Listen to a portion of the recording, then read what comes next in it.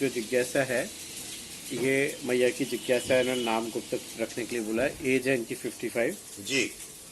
सादर प्रणाम। संसार कर्म पर आधारित है, तो किसी के साथ बुरा होता है तो सोचते हैं कि ये उसके किसी बुरे कर्म का परिणाम है जी। वो तो उसे मिलना ही था, लेकिन जिसने उसके साथ बुरा किया उसका क्या वो बुरा कर्म उसके खाते में लिखा जाएगा? जी। वो तो एक प्रकार से निमित्त था बुरा फल देने का।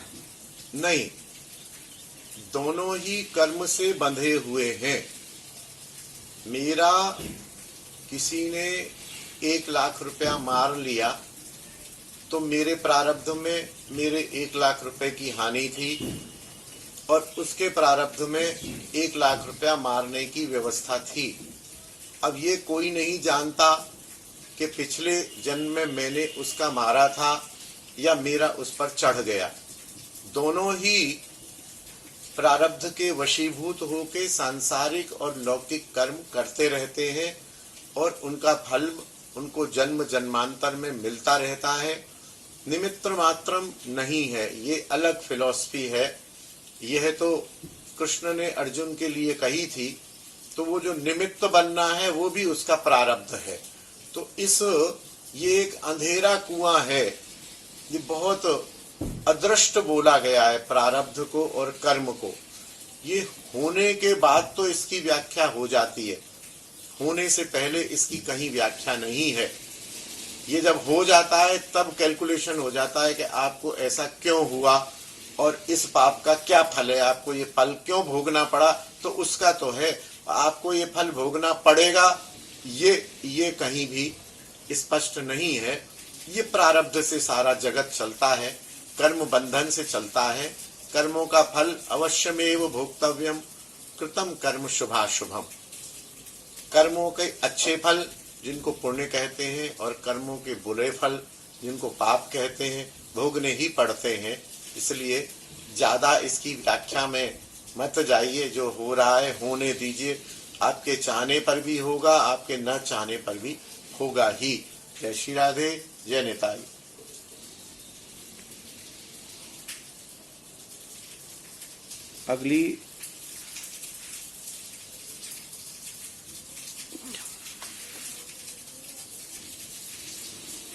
अगली जिज्ञासा है कमलेश जी हैं नरसिंहपुर से।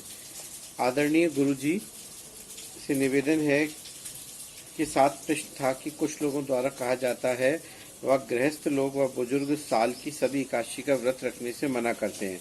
वह कहते हैं कि यह व्रत पितृ से संबंधित है, इसलिए सभी एकादशी नहीं रखनी चाहिए, साल में एक तो छोड़ ही देनी चाहिए।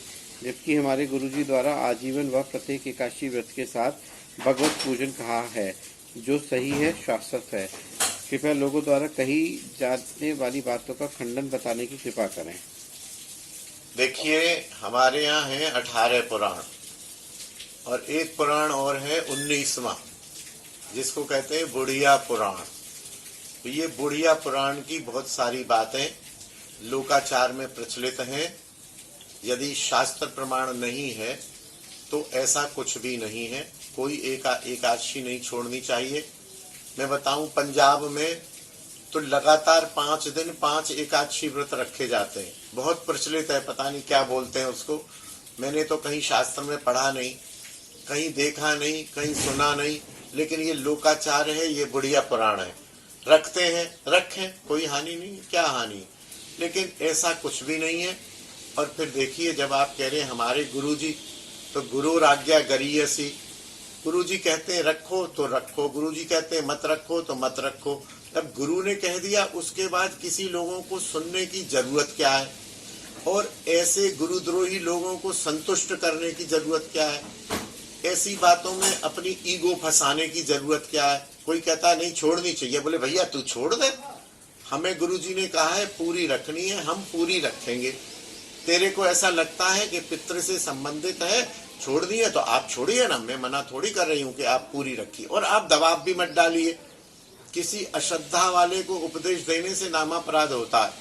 यदि वो कोई मैया बुढ़िया पुराण में कहती है कि नहीं एक तो छोड़नी चाहिए, बोले हाँ हाँ बिल्कुल छोड़नी चाहिए, आप छोड़ दीजिए, आप छोड़ दीजिए एक, बोले तू छोड़, बोले मैं नहीं छोड़ूंगी। न उससे ये कहना है कि नहीं नहीं तुझे नहीं छोड़नी है, तू गलत है।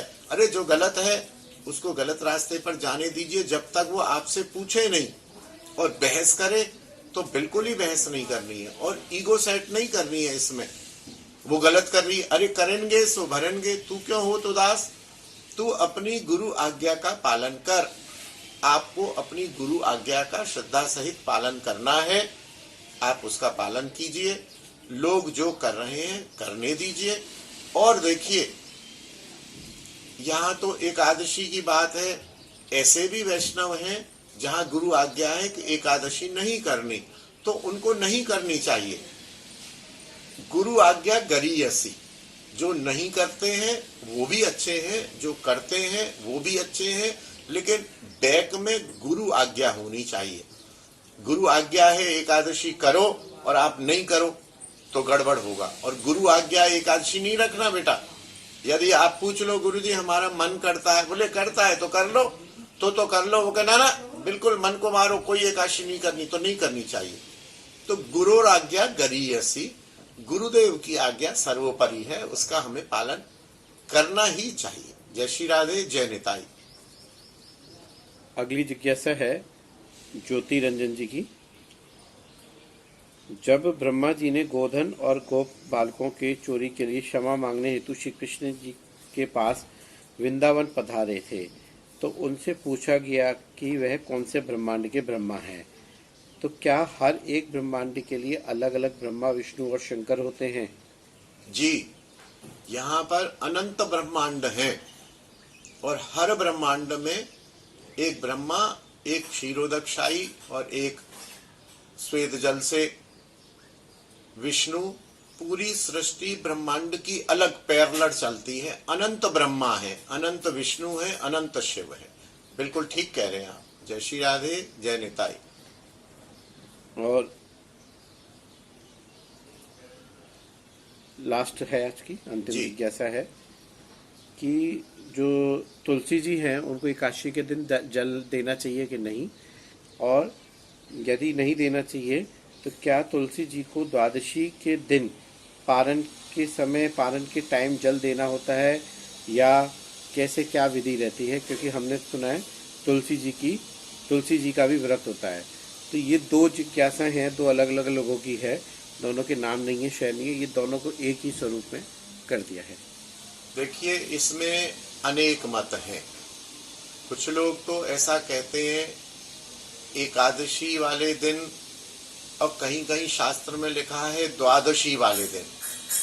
द्वादशी को एकादशी भी कहा जाता है। तो इसमें अनेक मत हैं।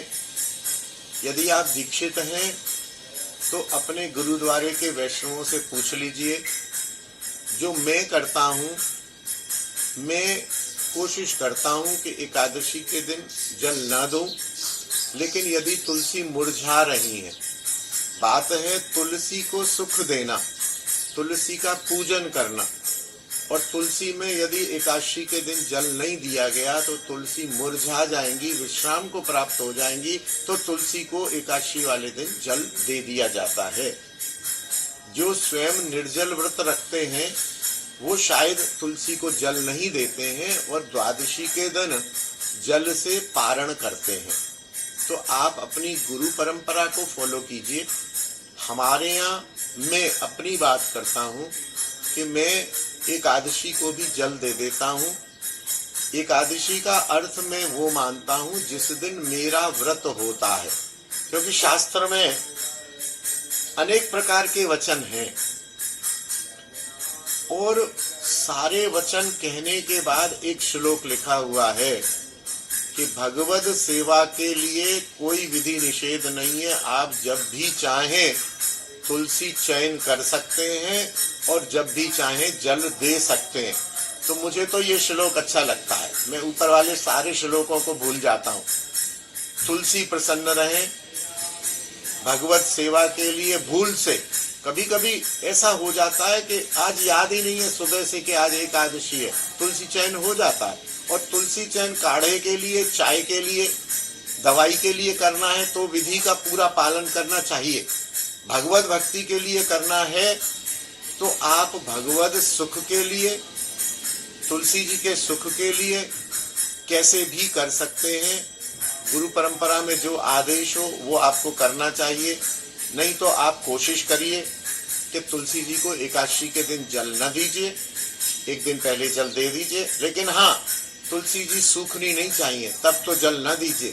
और यदि आपको भय हो कि सूख जाएंगे तो दे दीजिए जल, क्योंकि उनकी रक्षा, उनकी सेवा, उनकी संतुष्टि ही हमारा मेन टारगेट है। केंद्र हमारा ये है। केंद्र नियम का पालन नहीं है, केंद्र विधि का पालन नहीं है, केंद्र उस उद्देश्य का पालन है जिसमें तुलसी को सुख मिलना है, जिसमें कृष्ण को सुख मिलना है।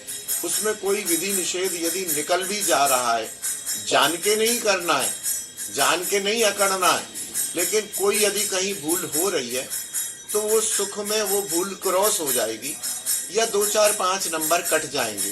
तो इस विषय में आप सामंजस्य बरतिए। पारण के दिन जल दे सकते हैं, आप तुलसी जी का पूजन कर सकते हैं। एकादशी के दिन जिस दिन आप व्रत हो उस दिन भी आप दीप दिखा सकते हैं, तुलसी जी का पूजन कर सकते हैं। जल दे भी सकते हैं, नहीं भी दे सकते हैं, जहां आपका मन रुके। दोनों तरह के शास्त्र प्रमाण हैं। ये साधक की स्थिति पर है कि वो जल दे या ना दे, ये आपको सोचना है। और आपको गुरुदेव से, गुरु परंपरा से पूछना है। गुरु परंपरा नहीं है तो मैंने दोनों तीनों विकल्प आपको दे दिए, आपका मन जहां बैठे वैसा आप कर सकते हैं। जय श्री राधे, जय निताई। आज का ये सत्र यही विश्राम लेता है। आप सभी वैष्णवों के चरणों में मैं प्रणाम करता हूँ कि आप इस सत्संग के लिए, इस भगवत चर्चा के लिए आप कारण बने हैं। आपके इन जिज्ञासाओं के कारण हमने कुछ सत्संग किया, कुछ भगवत चर्चा की, कुछ आपसे वार्ता की। आप सभी की जय हो, गुरुदेव की जय हो, संत भगवान की जय हो, वृंदावन बिहारी लाल की जय। जय श्री राधे, जय निताई। एकादशी एवं तुलसी जी के बारे में जानकारी करने के लिए वृंदावन से मंगवाइए पिचकी तुलसी नामक ग्रंथ। संपर्क करें दिए गए नंबर पर।